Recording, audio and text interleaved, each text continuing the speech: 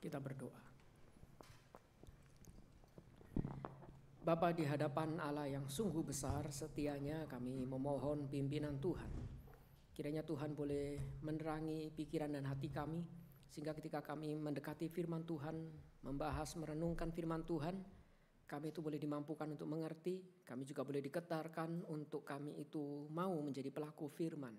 Karena itu pakailah hamba-Mu dengan segala keterbatasan Tuhan boleh pakai, sehingga suara Tuhan itu boleh digaungkan, digemakan, dan setiap kami boleh mendengar, menyimpan dalam hati, dan merenungkan siang dan malam, dan kami boleh mewujud nyatakan firman Tuhan yang kami dengar itu di dalam kehidupan kami sehari-hari. Karena itu kami perlu pimpinan Tuhan, berbicaralah bagi setiap kami siap mendengar. Di dalam nama Yesus Kristus kami berdoa. Amin. Shalom Bapak, Ibu, dan saudara-saudari yang dikasihi dalam Tuhan.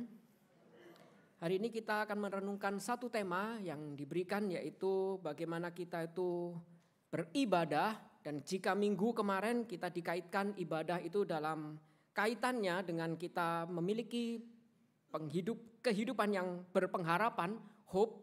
Hari ini kita akan membahas bagaimana ibadah itu dikaitkan kita mengalami hidup yang bersyukur kepada Tuhan, yaitu Tuhan yang dikatakan kasih dan setia. Tuhan yang mengasihi kita dengan kasih setianya, dan Dia adalah Tuhan yang setia. Bagian ini diambil dari firman Tuhan, yaitu Mazmur pasal yang 138. Saya akan bacakan bagi setiap kita Mazmur pasal 138. Kita akan membaca bersama-sama, saya akan bacakan bagi saudara-saudara sekalian. Demikian firman Tuhan. Dari Daud, aku hendak bersyukur kepadamu dengan segenap hatiku. Di hadapan para Allah, aku akan bermazmur bagimu. Aku hendak sujud ke arah bait-Mu yang kudus dan memuji nama-Mu oleh karena kasih-Mu dan oleh karena setiamu. Sebab Kau buat nama-Mu dan janji-Mu melebihi segala sesuatu. Pada hari aku berseru, Engkau pun menjawab aku, Engkau menambah kekuatan dalam jiwaku. Semua raja di bumi akan bersyukur kepadamu ya Tuhan, sebab mereka mendengar janji dari mulut-Mu. Mereka akan menyanyi tentang jalan-jalan Tuhan, sebab besar kemuliaan Tuhan. Tuhan itu tinggi, namun Ia melihat orang yang hina dan mengenal orang yang sombong dari jauh. Jika aku berada dalam kesesakan, Engkau mempertahankan hidupku. Terhadap amarah musuhku, Engkau mengulurkan tangan-Mu, dan tangan kanan-Mu itu menyelamatkan aku. Tuhan akan menyelesaikannya bagiku, ya Tuhan, kasih setiamu untuk selama-lamanya. Janganlah Kau tinggalkan perbuatan tangan-Mu. Demikian pembacaan firman Tuhan. Saudara-saudara, sekali lagi bagian ini menceritakan bagaimana pemazmur itu mengajak kita untuk belajar mengucap syukur. Jika minggu kemarin kita itu dikaitkan ibadah itu penting untuk kita itu terus berpengharapan di dalam Tuhan. Hari ini kita diajar ibadah itu seharusnya kita hadiri dengan menghadirkan hati yang bersyukur di hadapan Tuhan. Dan ketika pengharapan itu dikaitkan dengan ucapan syukur, biasanya secara sederhana kita tuh mengaitkan jika saya menginginkan sesuatu belum dapat, kita berharap. Ketika itu sudah dapat, kita bersyukur. Karena itu minggu lalu kita tahu bahwa kita ingat dikatakan kadang-kadang jawaban Tuhan itu tidak segera, bahkan lama, bahkan sangat lama. Tapi ketika itu kita harapkan dan kita dapatkan, disitulah kita tuh mengucap syukur. Tapi masalahnya Bapak Ibu saudara-saudara, jika jawaban itu ternyata tidak, bagaimana kita tuh bersyukur? Jika yang kita nantikan itu sekian lama, ternyata Tuhan mengatakan tidak. Bagaimana kita orang Kristen tetap mengucap syukur? Bukankah kita mulai menyadari mengucap syukur itu ternyata bukan hal yang mudah? Kita apalagi tinggal di tengah-tengah zaman ini yang seringkali kondisi di sekitar kita itu membuat kita tuh sulit bersyukur. Contohnya kita tuh sebagai pekerja tinggal di kota besar seperti Jakarta. Ketika kita bekerja keras, kita bersyukur punya kerjaan, tapi kita tuh stres karena kadang-kadang bosnya itu sadis menekan kita. Dan kita mulai bersyukur ketika melihat tanggal itu warnanya berbeda dan kita mulai liburan. Bersyukur ada liburan. Tapi liburan pun bukankah sulit kita tuh give thanks. Mengucap syukur itu apa? Ketika pergi liburan kita baru sadar. Di jalan saja banyak hal yang membuat kita tuh berhenti bersyukur. Jalur kanan yang katanya lajur untuk mendahului. Yang ada orang-orang yang jalannya seperti siput. Yang tidak bisa menginjak gas. Kadang-kadang bus di sana truk di sana, jalan lambat semua. Malah jalur kiri yang katanya jalur lambat, kadang-kadang kosong. Dan kita itu kalau ingin mendahului, kita tidak bisa menggunakan lajur cepat. Kita harus lajur siksak dan kita siksak sambil berdoa kepada Tuhan. Agar kita bisa sampai liburan dengan selamat. Di jalan saja ingin liburan, kita sudah sulit mengucap syukur. Kita tuh kadang-kadang tidak bisa mengerti bagaimana dia caranya mengemudi. Kita tuh bersyukur karena mungkin kita bisa selamat dengan perjalanan yang mengerikannya seperti itu. Yang kadang-kadang bus yang begitu besar, dia merasa dirinya seperti motor, sehingga siksaknya itu sudah lincahnya, ngalah-ngalahin motor. Dan kita tuh mulai berhenti bersyukur. Apa yang kita syukuri?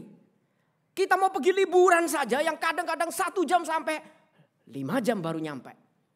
Kemarin ada saudara yang pergi liburan, biasanya dari Jakarta ke Semarang itu 5 jam, 5,5 jam, dia 10 jam baru sampai.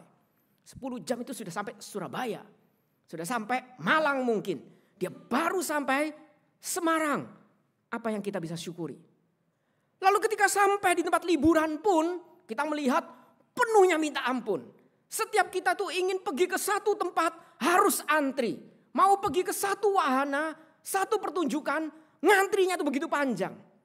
Bahkan seolah-olah dia memperjelas penderitaan kita dengan memberikan layar itu ditulis estimated time untuk waiting itu berapa menit. Dan kita melihat waitingnya 90 menit, gak masuk akal. Cuman satu pertunjukan suruh antri di detail 90 menit. Dan kita mulai berhenti bersyukur.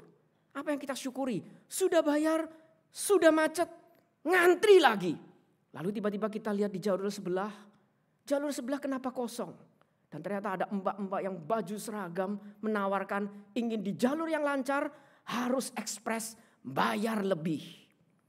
Dan ketika kita bersyukur ada jalur ekspres.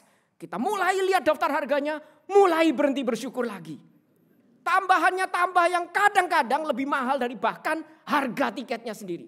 Tiketnya berapa? Ini bisa 2 kali lipat. Dan kita mulai berhenti bersyukur karena dunia mengajarkan untuk bisa jalur khusus perlu orang-orang yang istimewa, yang khusus. Karena itu banyak orang mulai menginginkan lebih. Kita mulai pingin harta lebih agar saya tidak perlu sengsara antri. Saya bisa dapat jalur yang khusus. Berapa persen orang yang bisa punya keistimewaan itu. Sedangkan kita sisanya, kita mulai merasa sulit bersyukur. Tapi saudara-saudara mungkin kita mengatakan ini kan bukan Kristen. Sedangkan kita orang Kristen ini berbeda. Kita orang Kristen kan diajarkan kita senantiasa bersyukur. Apapun kondisinya, macet gak macet, bersyukur. Antri gak antri, bersyukur. Dan kita itu mulai senantiasa bersyukur. Karena kita orang Kristen. Tapi saudara-saudara betulkah kita itu tahu apa itu senantiasa bersyukur? Apakah itu berarti kita itu harus terus terlihat senyum meskipun kita itu sedang hatinya remuk? Ketika kita menangis kita tidak boleh menangis, harus senyum. Kita tutupi muka remuk kita itu dengan topeng senyum. Saudara-saudara saya pernah ada satu kedukaan itu. Di situ ada seorang istri yang terpukul menangis sekali karena kehilangan suaminya. Dia berduka sekali. Tapi di tengah-tengah tangis itu, di rumah duka itu, tiba-tiba ada satu hamba Tuhan. Puji Tuhan bukan hamba Tuhan GKY Pluit. Hamba Tuhan itu langsung tengking bilang, diam kamu. Kamu kurang percaya. Suamimu itu sudah meninggal di dalam Kristus.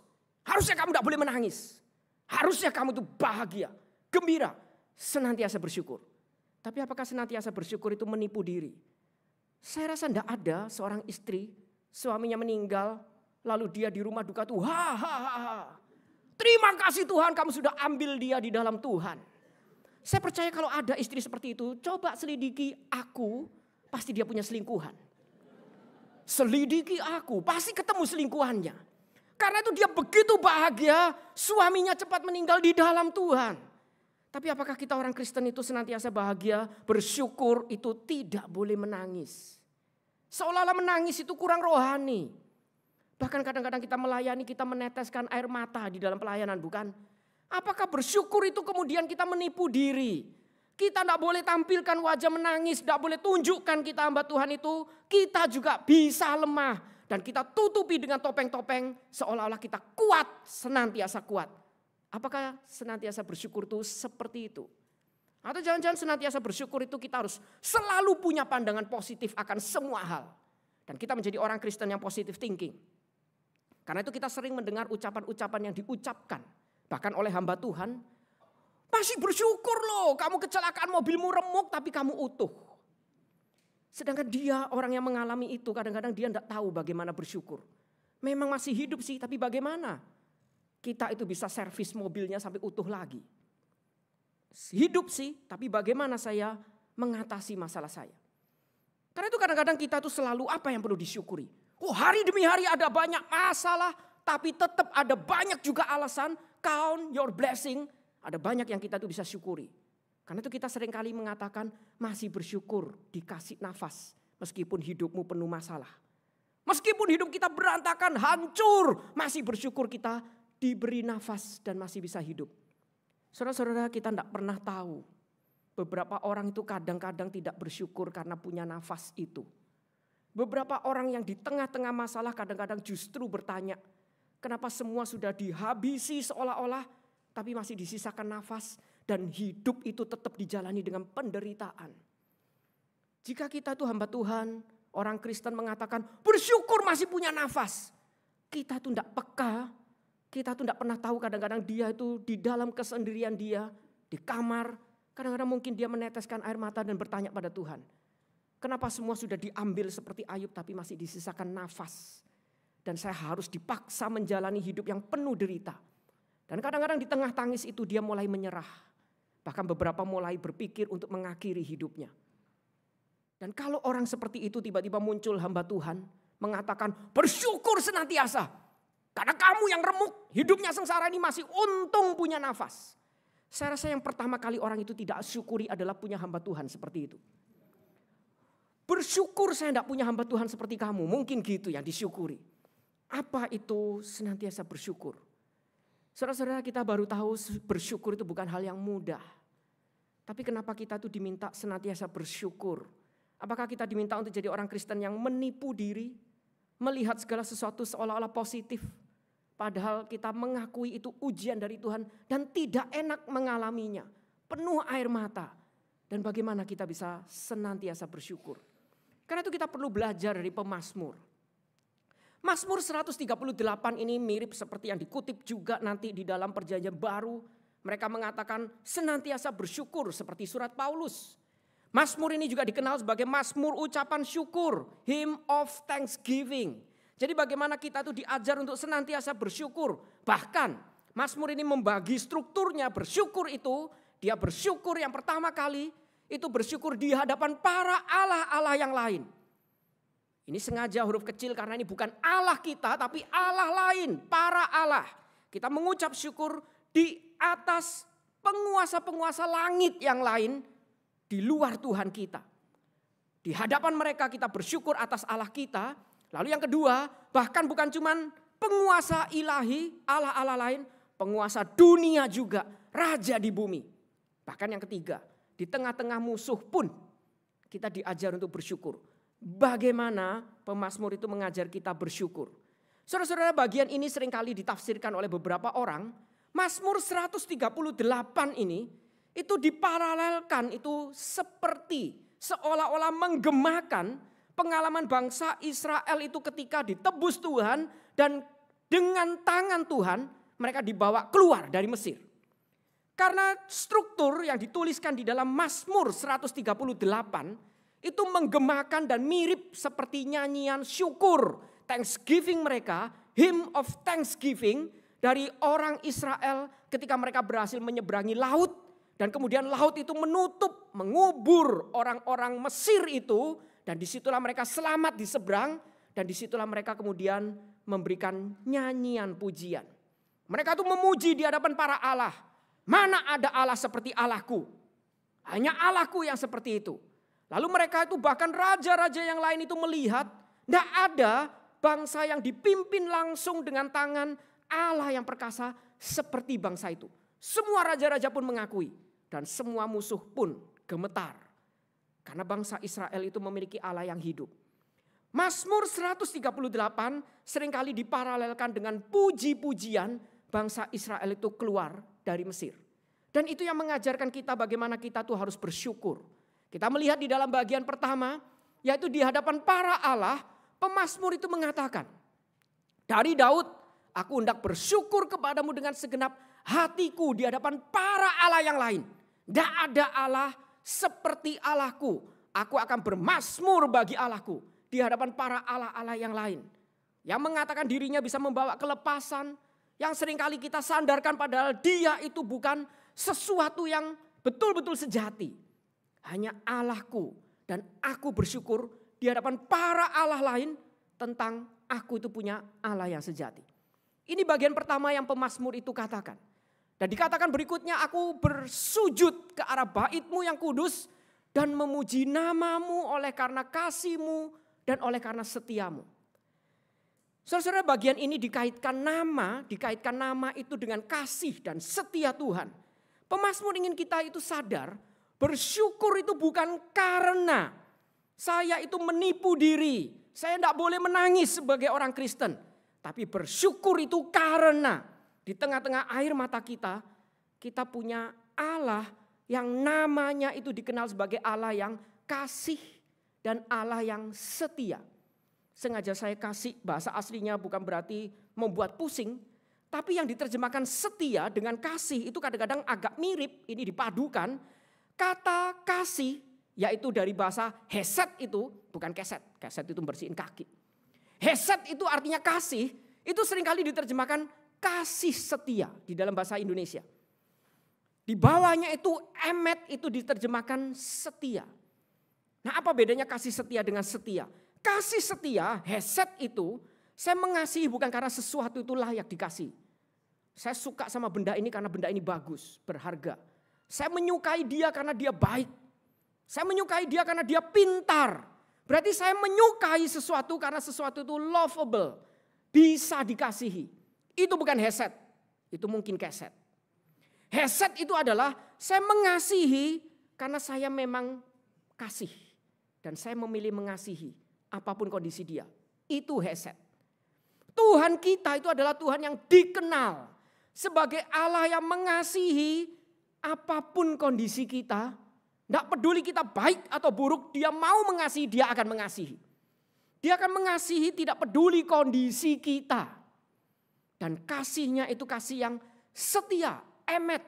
Ketika dua hal ini digabung, ini tuh mirip seperti yang dikatakan di dalam Keluaran. Berjalanlah Tuhan lewat dari depannya dan berseru, Tuhan, Tuhan. Allah penyayang dan pengasih, panjang sabar, berlimpah kasihnya dan setianya. Jadi ketika pemazmur itu mengcompare hesed dan emet, itu mengingatkan ini Allah yang membawa kita keluar dari Mesir.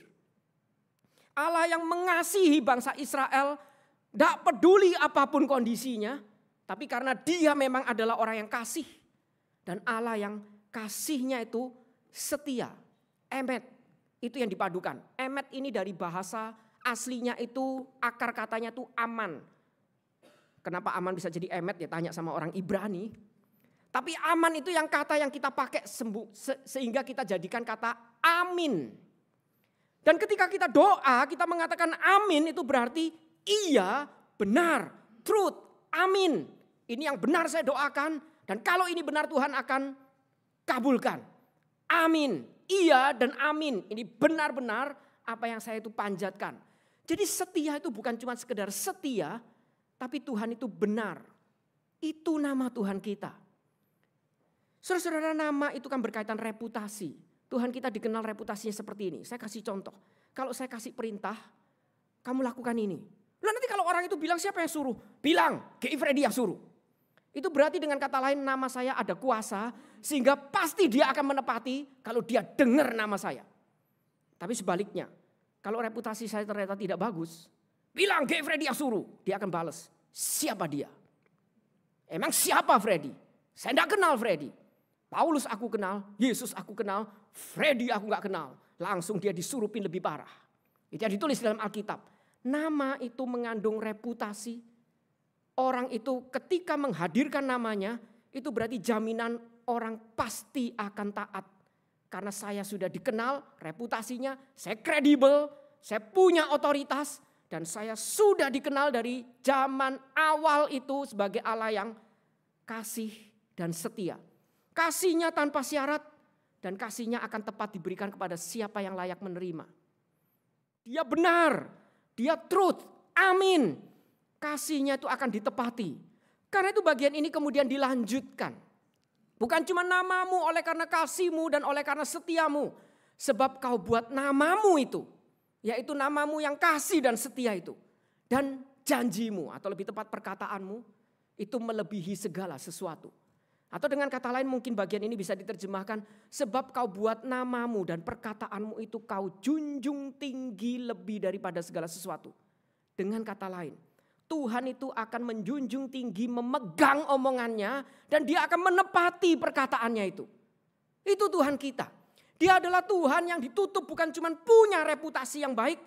Tapi apa yang dia janjikan yang benar itu pasti akan dia itu tepati. Jadi saudara-saudara kita mengucap syukur bukan karena kita tidak boleh menangis. Harus senantiasa bersyukur melihat semua positif. Tapi kita mengucap syukur pemazmur mengajarkan karena di tengah air mata kita. Kita punya Tuhan yang seperti ini. Tuhan yang pasti bisa dipegang omongannya. Tuhan yang punya reputasi yang tidak pernah mengecewakan, bisa dipercaya. Dia memimpin bangsa Israel keluar dari Mesir dengan tangannya yang perkasa. Masakan dia tidak bisa memimpin setiap kita jika kita betul-betul umatnya. Saya mengucap syukur bukan karena saya tidak punya masalah. Saya mengucap syukur karena di tengah masalah, saya itu bisa melihat Tuhan itu berjalan lewat di depan kita, mendahului kita berjalan. Sehingga kita itu cuma bisa melihat punggung Tuhan. Berarti Tuhan itu berjalan mendahului kita. Dan kita itu cuma bisa menjalani hidup kita itu di belakang Tuhan. Dinaungi oleh Dia. Kita bersyukur karena di tengah tangis kita masih bisa melihat punggung Tuhan. Yang berjalan di depan kita. Memimpin setiap kita. Bersyukur itu bukan kita tidak boleh nangis. Bukan kita menipu diri. Tapi bersyukur karena kita masih punya Allah seperti itu. Karena itu saya bersyukur. Saya bisa dipimpin melewati apapun jika saya punya Allah seperti itu. Dan celaka jika saya itu di dalam kesenangan saya tidak punya Allah seperti ini. Karena itu dikatakan Tuhan itu berjalan lewat dari depannya dan berseru. Tuhan ini yang memimpin bangsa Israel di depan ini. Tuhan yang kasihnya, setianya itu sudah dia itu buktikan. Itu alasan kita bersyukur. Karena itu ditutup bagian ini. Pada hari aku berseru. Karena Tuhan itu setia. Dia tidak mungkin tidak menjawab. Pasti akan menjawab aku. Asal yang aku serukan itu sesuai dengan apa yang menjadi kehendak Dia. Kita mengingat sekali lagi Mazmur ini di-compare, menggemakan yaitu orang Israel itu keluar dari Mesir. Mereka berteriak karena diperbudak oleh Mesir. Dan Tuhan mendengar seruan mereka. Bahkan Tuhan itu memanggil Musa, mengutus Musa. Karena Tuhan bilang karena aku sudah mendengar seruan mereka. Tuhan mendengar seruan kita. Di dalam tangis kita bersyukur karena masih punya Tuhan yang telinganya selalu terbuka. Mendengar setiap kita dan perkataannya bisa dipegang. Akan menjawab kita. Karena itu pemazmur itu melanjutkan bagian berikutnya. Bahkan ketika dia memimpin kita itu. Bangsa lain pun, raja-raja mereka pun. Akan bersyukur kepada Tuhan. Akan bersyukur kepadamu ya Tuhan. Sebab mereka itu mendengar janji dari mulutmu. Perkataan Tuhan janjinya yang pasti ditepati itu. Dan mereka akan bernyanyi tentang jalan atau perbuatan tindakan-tindakan Tuhan. Sebab mereka itu melihat Tuhan yang begitu besar. Yang tindakannya itu nyata bagi umatnya. Bahkan Tuhan itu tinggi. Tapi Tuhan yang begitu tinggi itu. Yang perbuatannya nyata, yang begitu perkasa itu. Tetap tidak pernah terlalu tinggi sampai tidak bisa melihat orang yang hina. Sehingga penguasa raja-raja di dunia akan menyadari, tidak ada raja seperti dia. Tidak ada Tuhan seperti dia. Pengakuan ini bukan untuk penguasa ilahi, Tuhan-Tuhan palsu itu. Tapi juga termasuk penguasa dunia. Raja-raja yang punya kuasa, dia akan mengakui. Ada tindakan dan perkataan Tuhan yang nyata dalam kehidupan umatnya. Dan mereka pun akan mau tidak mau bersyukur. Kok bisa ada bangsa yang dipimpin dengan luar biasa seperti itu oleh Tuhan. Kok bisa ada Tuhan yang begitu luar biasa memimpin bangsanya. Keluar dari penderitaan menuju hidup yang berkemenangan. Mereka pun bersyukur. Tapi bagaimana kita yang dipimpin tidak bisa bersyukur? Kita bersyukur karena kita mengalaminya. Saudara-saudara, saya pernah ketika memimpin katekisasi. Lalu ada satu orang itu setelah dibaptis. Lalu tiba-tiba tidak berapa lama kemudian pandemi terjadi. Orang itu kemudian telepon saya komplain. Takut mati. Lalu dia bilang, ngapain kamu injili saya, sekarang saya jadi orang Kristen tiba-tiba ada pandemi. Kalau saya mati sekarang percuma dong. Sudah disiksa ikut kelas katekisasi. Disiksa dengan diskusi sedemikian rupa lalu dibaptis hanya untuk mati. Gimana? Sedangkan beberapa orang itu ada yang enak. Tidak usah ikut kelas katekisasi. Tidak usah ngalamin yang kita alami. Dia mati di dalam Tuhan. Habis dibaptis langsung mati gitu kan. Atau orang yang baru kenal. Atau mungkin orang yang terbaring di rumah sakit. Tidak usah ikut kelas katekisasi. Disiksa sama PWG. Dia tinggal berbaring ditanya mau gak percaya Tuhan. Ngangguk-ngangguk itu padahal sebenarnya juga tidak tahu. Tapi ngangguk-ngangguk karena ya kadang-kadang juga tidak terlalu memahami. Tapi langsung dibaptis. Langsung orang itu tiba-tiba diselamatkan. Tidak adil. Ini bukan perkataan saya. Ini perkataan seorang bapak di gereja itu. Lalu dia mulai mengatakan tidak adil. Tapi saya cuma bilang sama dia, saya tidak tahu keadilan Tuhan, itu haknya Tuhan. Tapi saya cuma bisa kasih perumpamaan, misal. Kalau misal ada satu bapak-bapak, seorang orang tua, suami istri, tapi dia tidak punya anak. Dia kaya sekali, saking kayanya dia sampai punya satu pulau itu jadi Disneyland, semua ada di sana. Kaya sekali, tapi dia tidak punya anak. Suatu saat dia pergi mau adopsi anak. Biar rame dia adopsi 2 anak. Yang satu anak itu diadopsi. Jadi punya dia, anak dia. Habis diadopsi langsung mati. Mungkin kaget, itu papaku, kaya banget, mati dia. Saking kagetnya. Yang kedua diadopsi. Lalu bertahan sampai masuk ke pulau itu. Menikmati semua yang dimiliki orang tuanya itu. Mana yang lebih baik? Yang diadopsi Tuhan langsung mati. Atau diadopsi Tuhan dan mencicipi bagaimana hidup, dimarahin sama orang tuanya kalau bandel. Kadang-kadang perlu diajar, kadang-kadang perlu dihajar. Tapi semua kasihnya akan dia berikan. Kenapa bangsa lain, raja-raja lain bisa bersyukur, kita sulit bersyukur. Kita bersyukur bukan karena menipu diri, tapi kita bersyukur karena melihat ada Tuhan. Tuhan yang seperti itu ada dalam hidup saya. Karena itu saya bersyukur. Bahkan raja-raja lain pun akan bersyukur. Karena melihat kehidupan kita yang nyata dipimpin Tuhan. Dan kemudian bagian ini dilanjutkan lagi. Bahkan di hadapan musuh pun. Jika aku berada dalam kesesakan, engkau terus mempertahankan hidupku. Bahkan terhadap amarah musuhku, orang yang mengincar aku, ingin menghabisi aku. Tuhan itu, engkau akan mengulurkan tanganmu. Dan tangan kanan yang diulurkan itu akan menyelamatkan aku. Dia melakukan tindakannya dengan nyata, memberikan kita kelepasan. Dan Tuhan itu akan menyelesaikan bagiku, ya Tuhan, kasih setiamu untuk selama-lamanya. Janganlah kau tinggalkan perbuatan tanganmu. Bagian ini diulang tangan untuk menunjukkan, menekankan ada tindakan tangan Tuhan yang nyata. Baik yang sudah lampau telah menyertai kita, mengulurkan dan menyelamatkan kita. Dan juga yang akan dia itu lakukan di depan. Dia akan terus menyertai dan tidak akan meninggalkan perbuatan tangannya itu. Itu yang kita tuh syukuri.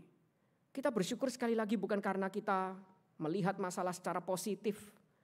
Lalu mengatakan bersyukur masih punya nafas. Bersyukur karena masih ada Tuhan. Kalau betul ada Tuhan, tidak mungkin dia tidak bisa menggandeng tanganmu. Karena dia adalah Tuhan yang sudah mengulurkan tangannya menyelamatkan kau. Dan dia tidak mungkin meninggalkan pekerjaan tangannya itu. Dia akan pimpin kamu sekali lagi. Dan akan melewatkan itu semua sekali lagi. Bapak Ibu, orang-orang kadang-kadang banyak yang mengalami pengalaman indah bersama Tuhan tapi dilupakan.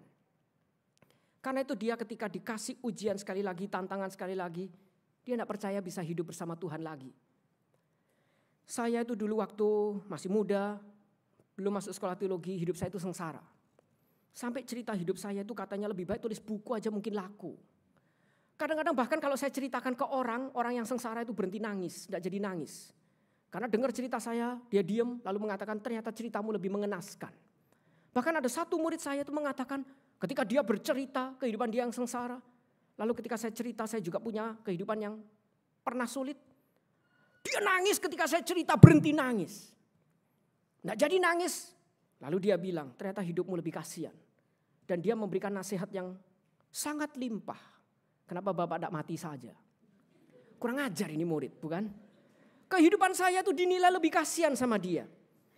Tapi saudara-saudara, kehidupan yang sangat menderita itu yang saya jalanin, justru disitulah saya melihat tangan Tuhan sudah menyertai dan membuat saya lewat itu semua. Saat itu pikiran saya cuma satu, saya mau kaya agar berhenti menderita. Saya sudah lelah dihina orang, saya tidak mau lagi dihina. Tujuan hidup saya kaya dan Tuhan penuhi itu. Saya lulus langsung pindah ke Jakarta, langsung kerja. Dan saya diizinkan dapat gaji lumayan. 2,5 tahun kerja, buka kantor sendiri, gajinya besar. Saya dipenuhi, hope saya, dream saya dipenuhi. Semua itu Tuhan sudah buktikan. Saya melewati semua cerita menderita itu, akhirnya kaya.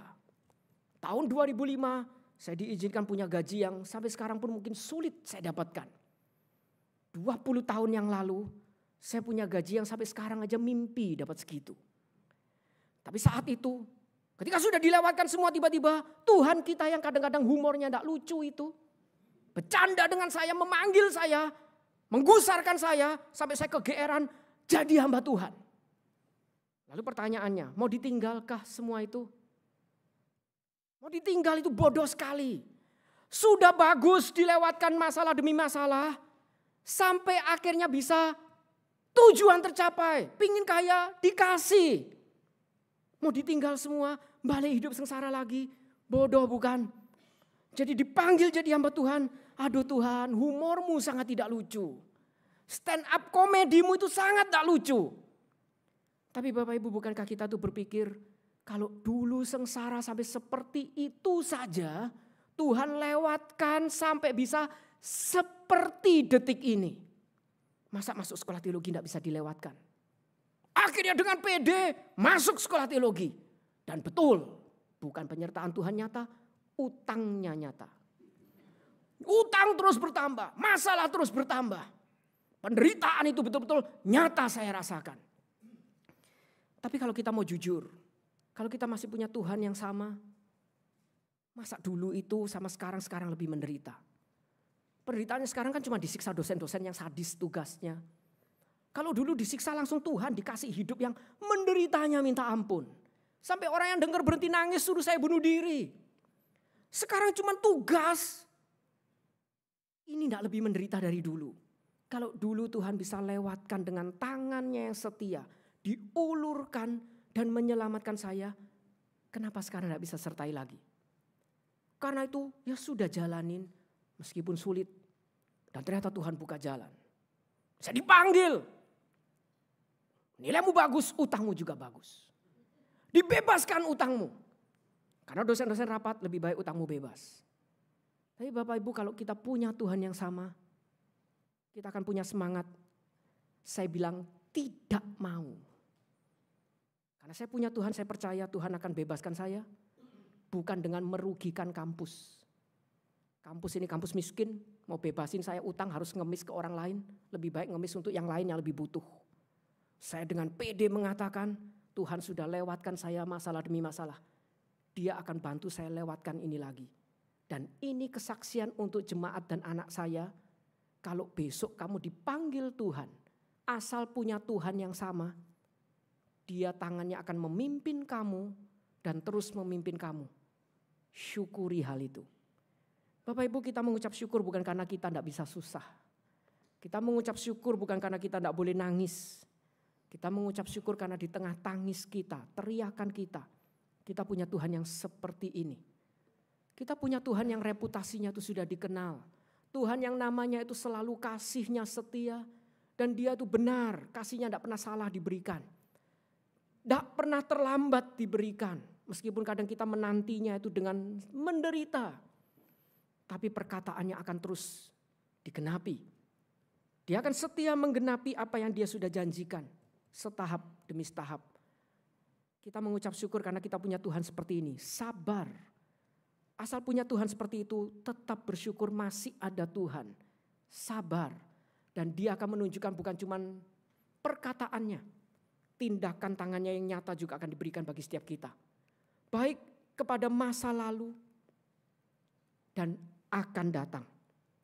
Dia akan terus menyertai kita kapanpun waktunya. Karena itu senantiasalah bersyukur. Karena ada Tuhan yang terus menyertai, sudah menyertai, akan menyertai. Apakah kita masih punya Tuhan yang sama? Jika iya, bersyukurlah. Mari kita tundukkan kepala, kita berdoa. Bapa di dalam surga, kami sekali lagi ingin menyadari, bersyukur bukan kami itu menipu diri. Mengalami kita itu bersyukur, kami semua itu bersyukur di hadapan Tuhan yang kasih dan setia. Itulah alasan sebenarnya kami itu bersyukur.